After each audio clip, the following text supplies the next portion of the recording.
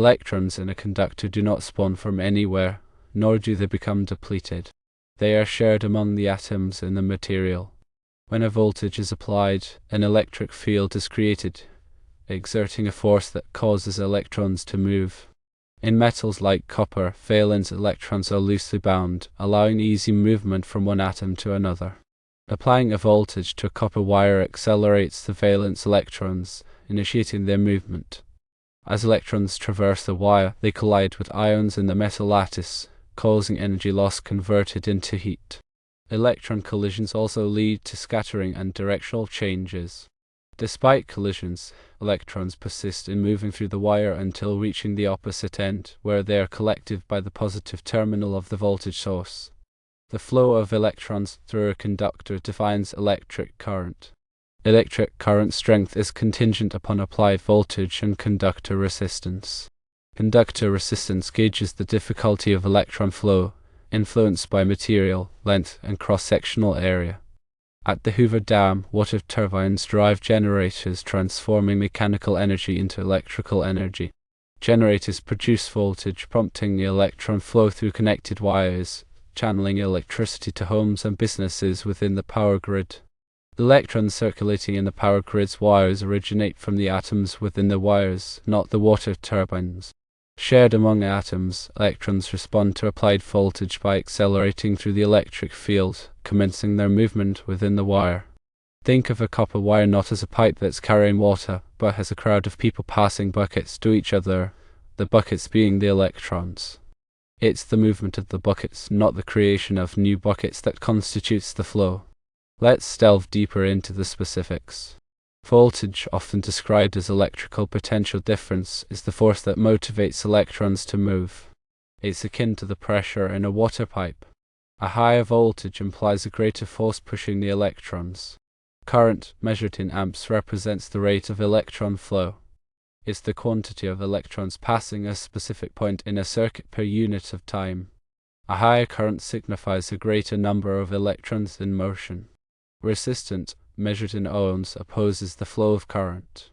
It's the obstruction that the conductor presents to the electron flow. A higher resistance means more difficulty for electrons to move. Ohm's law describes the relationship between voltage, current, and resistance, expressed as voltage equals current times resistance. This fundamental law is pivotal in understanding and designing electrical circuits. Consider a simple circuit with a battery, a resistor, and connecting wires. The battery provides the voltage, the resistor provides the resistance, and the wires provide a pathway for the current.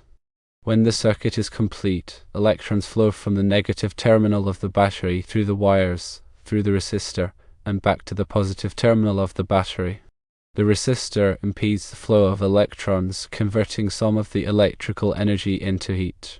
The amount of heat generated depends on the resistance and the current. Now let's apply these concepts to the Hoover Dam example. The generators at the dam convert the mechanical energy of the water into electrical energy. This electrical energy is in the form of voltage. The voltage causes electrons to flow through the power lines, which have a certain amount of resistance. The current that flows through the power lines depends on the voltage and the resistance. The power lines transmit the electrical energy to homes and businesses, where it is used to power various devices. These devices also have resistance, which converts the electrical energy into other forms of energy, such as light, heat, or motion. The electrons that flow through these devices are not consumed or depleted. They simply move through the circuit, carrying energy from the power source to the load. The number of valence electrons in an atom is determined by its electron configuration. Copper, a common conductor, has one valence electron per atom. However, due to the crystal structure of copper and the way the atoms bond together, these valence electrons are not confined to individual atoms. Instead, they are delocalized and free to move throughout the material. This is what makes copper a good conductor. The concept of electron sharing is crucial. In a conductor, the atoms essentially pull the valence electrons into a shared electron sea. This sea of electrons is what allows current to flow easily. When a voltage is applied, the electric field permeates this electron seat, causing the electrons to drift in a specific direction, resulting in current. To further illustrate this, imagine a crowded room where people are standing shoulder to shoulder. If you push someone at one end of the room, that person will bump into the next person, who will bump into the next, and so on. Eventually, the push will be transmitted to the other end of the room. The electrons in a conductor behave in a similar way. When a voltage is applied, the electric field pushes on the electrons, causing them to bump into each other and transmit the electrical energy through the conductor. The collisions between electrons and the ions in the metal lattice are responsible for the resistance of the conductor. These collisions convert some of the electrical energy into heat, which is why conductors get warm when current flows through them. The amount of heat generated depends on the material of the conductor, its length, and its cross-sectional area. A longer conductor will have more resistance than a shorter conductor. A conductor with a smaller cross-sectional area will have more resistance than a conductor with a larger cross-sectional area. The material of the conductor also affects its resistance. Some materials, like copper and aluminum, have low resistance and are good conductors. Other materials, like rubber and plastic, have high resistance and are good insulators. In summary, electrons in a conductor are not used up or depleted. They are simply carriers of energy. When a voltage is applied, the electric field causes the electrons to drift through the conductor, carrying energy from the power source to the load. The collisions between electrons and the ions in the metal lattice are responsible for the resistance of the conductor. Let's move on to some related concepts. One important concept is electric potential energy. Electric potential energy is the energy that an electron has due to its position in an electric field.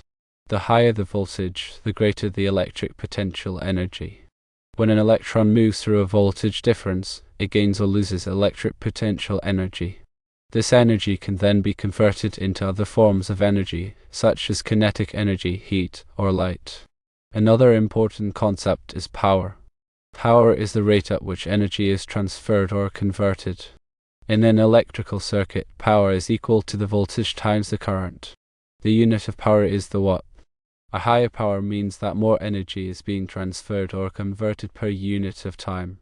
Electrical safety is also a crucial consideration. Because electricity can be dangerous, it's important to take precautions when working with it. Always use insulated tools and equipment. Never work on electrical circuits when they are energized. If you are not comfortable working with electricity, hire a qualified electrician. Here are some additional details about electron flow. The speed at which electrons move through a conductor is called the drift velocity. The drift velocity is typically very slow, on the order of millimeters per second. This may seem surprising, given that electrical signals travel through conductors at nearly the speed of light. The reason for this difference is that the electrical signal is not carried by individual electrons, but by the electric field. The electric field propagates through the conductor at the speed of light, causing the electrons to drift in response. Another interesting phenomenon is the skin effect. The skin effect is the tendency of alternating current, also known as AC, to flow primarily near the surface of a conductor. This is because the alternating magnetic field produced by the current induces eddy currents in the conductor, which tend to cancel out the current flow in the interior of the conductor. The skin effect is more pronounced at higher frequencies. In practice, this means that conductors used for high-frequency AC signals need to have a larger surface area to reduce resistance. This can be achieved by using hollow conductors or conductors made of multiple strands of wire. Superconductivity is a phenomenon in which certain materials exhibit zero electrical resistance below a critical temperature. In a superconductor, electrons can flow without any loss of energy. Superconductivity has many potential applications, including lossless power transmission, high-speed computing, and magnetic levitation. However, superconductivity typically requires extremely low temperatures, which makes it challenging to implement in practical applications. Let's consider some real-world examples of electron flow. In a light bulb, electrons flow through a thin filament, which heats up and emits light. The filament has a high resistance, which causes the electrons to collide with the atoms in the filament, generating heat. In an electric motor, electrons flow through coils of wire, which create a magnetic field. The magnetic field interacts with magnets in the motor, causing the motor to rotate. In a computer, electrons flow through transistors, which act as switches. The transistors control the flow of current, allowing the computer to perform logical operations. As technology continues to advance, our understanding of electron flow and its applications will continue to evolve. From the fundamental principles of voltage, current, and resistance to the more complex phenomena of superconductivity and the skin effect, the study of electron flow remains a vibrant and essential field. We remember that while electrons are the charge carriers, they are neither created nor destroyed in a typical electrical circuit. They are simply moved around by the electric field, carrying energy from one point to another. The source of electrons is always the atoms of the conducting material itself. They don't spawn, they don't get used up. They are always there and waiting to be mobilized by a voltage.